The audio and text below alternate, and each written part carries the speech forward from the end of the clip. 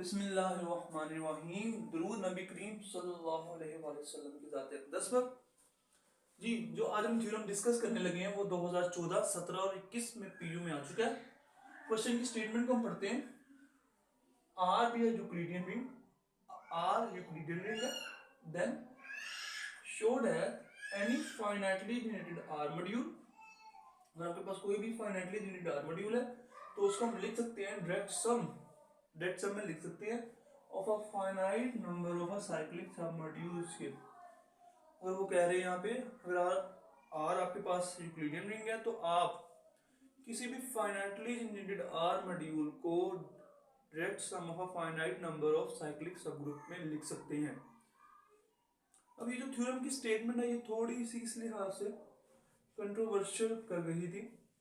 मेरे उस्ताद जवेद अली साहब जो कि being assistant professor government college of science में अपनी जिम्मेदारियों को पूरा कर रही हैं, उन्होंने और मैंने थोड़ी सी मिलकर कोशिश की थी कि स्टेटमेंट इस थ्योरम को ढूंढा जाए। तो मैंने 2 से 3 बुक्स को तलाश की, लेकिन ये थ्योरम वहाँ पे नहीं मिल सका। उसके बाद इस स्टेटमेंट के साथ ये जो क्वेश्चन था ये प्रूफ नहीं हो रहा था। इस स्टेटमेंट में कुछ कमी थी जो प्रूव नहीं हो रहा था। ठीक है, अब हमें जो महसूस हुआ उस क्वेश्चन को अकॉर्डिंग इसको अगर प्रूफ कर रहे थे तो इस प्रूफ के लिए यहाँ पे फ्री होना लाजमी था। जो हमने देखा था कि अगर ये थ्योरम स्टेटमेंट अगर यही लिखी है और सिर्फ यहाँ पे जो फाइनाइटली जनरेटेड के साथ वो जो आर मॉड्यूल है वो फ्री भी हो तो फिर हम कहेंगे कि फिर आप finitely generated free R module को लिख सकते हैं direct sum of a finite number of cyclic submodules में। अदरवाइज अगर आप इसको यहाँ से फ्री की कंडीशन हटा देते हैं, खत्म कर देते हैं, तो फिर इस थ्योरम को प्रूफ करना एक बीइंग अ डिफिकल्ट टास्क है। तो हम इसे थ्योरम को इस स्टेटमेंट के साथ ही प्रूफ करने की कोशिश करेंगे। अब हम थ्योरम को प्रूफ करने के लिए कोशिश करते हैं। Let n be a finitely generated free R module which freely generated by the set। वो जो आपके पास n finitely generated free R module है वो इस सेट से जनरेट हो रहा है। ओके, इसका क्लियरली मतलब है कि finitely generated free R module है तो इसका मतलब है कि जो आपके पास m है वो इसके स्पैनिंग सेट के बराबर होगा। अब यहाँ हमने कर दी नोट, एक नोट है, नोट है ईच एम आई, जो आपके पास ईच एम आई है ये हमारे पास क्या सब मॉड्यूल्स हैं एम के। इसका प्रूफ मैंने नहीं किया क्योंकि प्रूफ करेंगे तो मजीद ये थ्योरम लंबा हो जाएगा। सो ईच एम आई आपके पास एक जो है सब मॉड्यूल्स है। ओके, और आल्सो साइक्लिक मॉड्यूल भी, क्योंकि एक एलिमेंट से ये सब मॉड्यूल जनरेट हो रहा है इसका मतलब वो साइक्लिक भी है। ओके, तो यहाँ तक तो हमने कर ली। अब हमारा क्लेम है कि जो आपका m है, बेसिकली हम इसको भी कह सकते हैं उसको भी कह सकते हैं कि m जो है वो आपके पास साइक्लिक सब मॉड्यूल्स के डायरेक्ट सम के बराबर है। और ये कितने साइक्लिक सब मॉड्यूल्स है? फाइनाइट है। ओके, मतलब हमने क्लेम कर दिया कि m can be written as the direct sum of finite number of cyclic subgroups. अब इस क्लेम को वेरिफिकेशन करने के लिए आपको पता है डायरेक्ट सम को प्रूव करने के लिए आपके पास 2 प्रॉपर्टीज होती हैं। एक प्रॉपर्टी क्या होती है कि आपने ये शो करना है कि वी कैन राइट m, हम m को लिख सकते हो टू द सम इन सब के सम के बराबर। ठीक है, जैसे कि मैंने यहाँ पे जी लिखा होगा कि m को हम इनके सम के बराबर लिख सकते हैं। और सेकंड प्रॉपर्टी होती है हमने शो करना होता है कि जब आप ईच एम आई की जो सब मॉड्यूल आपके पास है इनका इंटरसेक्शन बाकी के समेशन से लेंगे, बाकी के समेशन से इसको छोड़ के बाकी के समेशन से लेंगे तो उसका जो इंटरसेक्शन है हमेशा 0 आएगा। ये हमने 2 चीजें प्रूव करनी होती है डायरेक्ट सम के लिए। यहाँ पे जो डायरेक्ट सम यूज हो रहा है वो इंटरनल डायरेक्ट सम है, क्योंकि आपके पास ये जो ईच एम आई ये इसके सब मॉड्यूल्स हैं। अगर ये इसके सब मॉड्यूल्स ना होते तो फिर जो डायरेक्ट सम होता वो हमारे पास एक्सटर्नल डायरेक्ट सम होता और उस सूरत में ये जो यहाँ पे हमारे पास जो जो चीज होती है वो हमारे पास क्रॉस प्रोडक्ट होता है, यहाँ पे डीलिंग होती है। अगर ये इसके सब मॉड्यूल्स ना होते तो फिर हम यहाँ पे क्रॉस प्रोडक्ट को डील कर रहे होते। अब हमने बेसिकली सबसे पहले ये चीज को शो करना चाह रहे हैं कि हम इस तरह लिख सकते हैं summation of the cyclic submodules में। तो इट इज ऑब्वियस, हमें ये पता है कि जो ईच एम आई है वो एम से बिलोंग कर रही है। यहाँ मैंने इसको ईच एम आई को मैं इस तरह भी लिख सकता हूँ और फॉर ईच आई इस तरह भी कह सकता हूँ। फॉर ईच आई एम आई आपके पास एम में बिलोंग कर रहा है, क्योंकि एम हमारे पास एक मॉड्यूल आर मॉड्यूल है। तो उसकी प्रॉपर्टी के तहत जो इस सेट से बनने वाला जो आपके पास एम आई से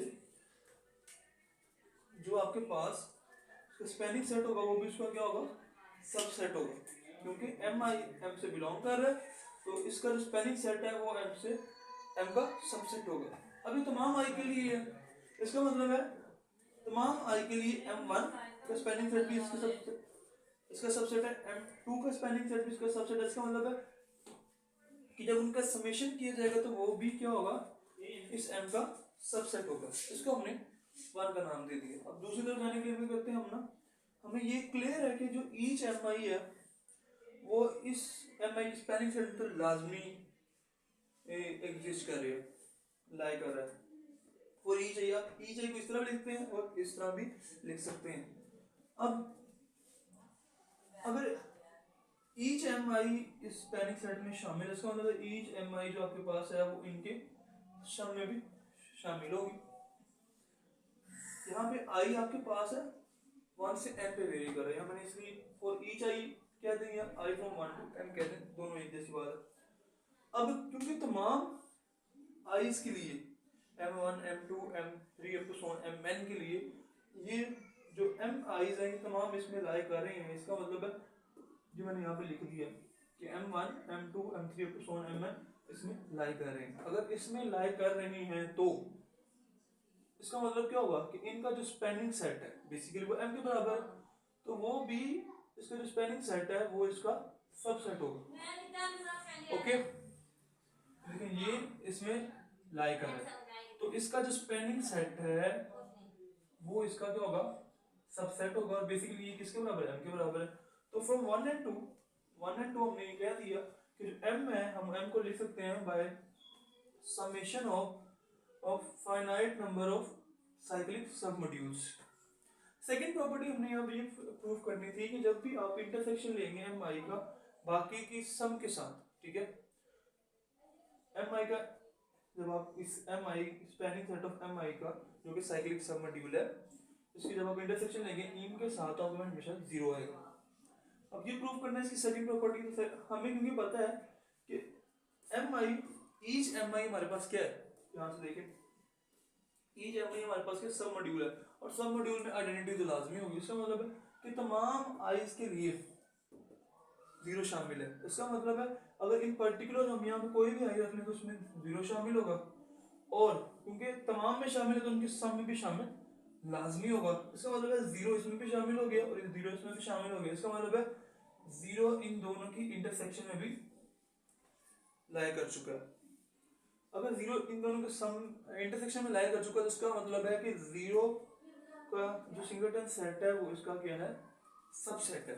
अब हमने इसकी कन्वर्स पार्ट को बेसिकली क्या करना है, शो करना है। जब हम इसका कन्वर्स पार्ट करने के लिए क्या करते हैं, हम x एक एलिमेंट इसमें से ले लेते हैं। अब अगर x इनके इंटरसेक्शन में इसका मतलब x इसमें भी लाई करेगा और x इसमें भी लाई करेगा। अगर x इसमें से लाई करेगा इसका मतलब क्या है कि आपके पास यहाँ पे जो x को लिख देते हैं RI MI एंड और यहाँ पे आप लिख सकते हैं x is equal to summation j not equal to y RJ MJ।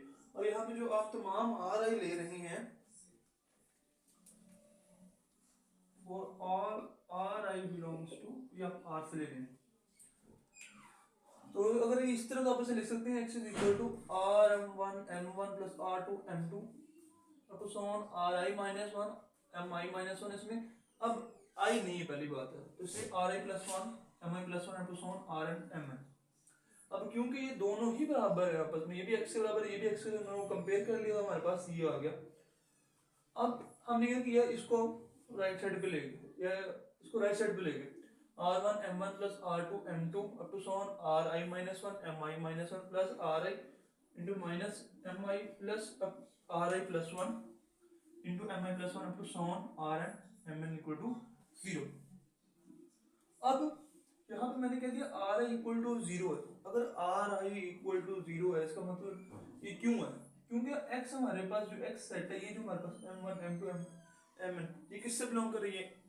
x से बिलोंग कर रहे हैं। और हमें पता है x हमारे पास क्या एक लीनियरली इंडिपेंडेंट सेट है। लीनियरली इंडिपेंडेंट सेट है, इसका मतलब है जब भी लीनियर कॉम्बिनेशन इक्वल टू 0 होगा तो वो जो तमाम Ri's है वो 0 होंगे। इसका मतलब Ri 0 है। अगर Ri तमाम Ri 0 तो इसका मतलब है R 0 into समथिंग 0, x 0 होगा।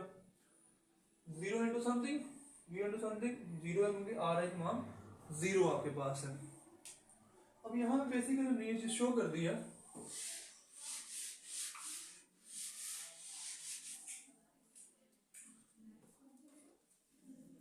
कि आपके पास जो x है वो 0 से बिलोंग कर रहा है for all x belongs to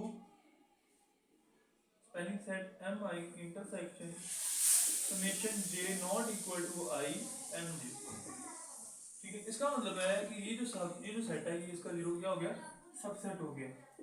Mi का spanning set intersection j not equal to I Mj is the subset of 0। इसको फोर्थ का नाम दे देते हैं। From third and fourth we have, from third and fourth we have, जो इन दोनों की इंटरसेक्शन है Mi लीनियर स्पैन की, जब आप समेशन करते हैं Ji Mj के लीनियर स्पैन से हमेशा क्या आएगी? 0 आएगी। और क्लियरली ये जो 0 है मॉड्यूल का एलिमेंट है। तो क्योंकि हमने दोनों प्रॉपर्टी सेटिस्फाई कर दी है, 10 हमारे पास क्या है कि आप m को लिख सकते हैं m1 डेट sum m2 up to so on डेट सम ऑफ mn। तो हमने क्या किया? We can write the finitely generated free R module as the direct sum of a finite number of cyclic sub modules। तो इसी के साथ हमारा ये थ्योरम कंप्लीट हुआ जाता है। तो अगर आपको इस थ्योरम में कोई किसी किस्म की मुश्किल हो तो आप व्हाट्सएप पे मुझसे रब्ता कर सकते हैं। डिस्क्रिप्शन में मैं अपना व्हाट्सएप नंबर लिख दूंगा। जज़ाकल्लाह, अस्सलाम वालेकुम।